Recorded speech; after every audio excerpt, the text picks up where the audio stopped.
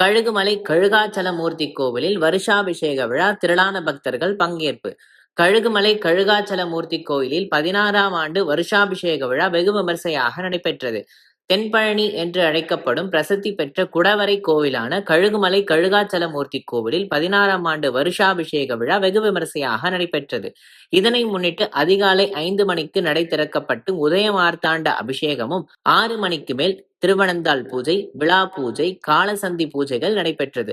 பின்பு 8 மணிக்கு மேலாக கும்ப பூஜை, ஹோமமும் சுவாமி மற்றும் அம்பாளுக்கு சிறப்பு அபிஷேக பூஜைகளும் நடைபெற்றது. இதனைத் தொடர்ந்து காலை 10:45 மணிக்கு மேல் மூலவர் மற்றும் பரிவார மூர்த்திகள் விமான கோபுரங்களில் பக்தர்களின் ஹரோஹரா கோஷங்களுக்கிடையே கோபுரங்களுக்கு புனித நீர் ஊற்றப்பட்டது.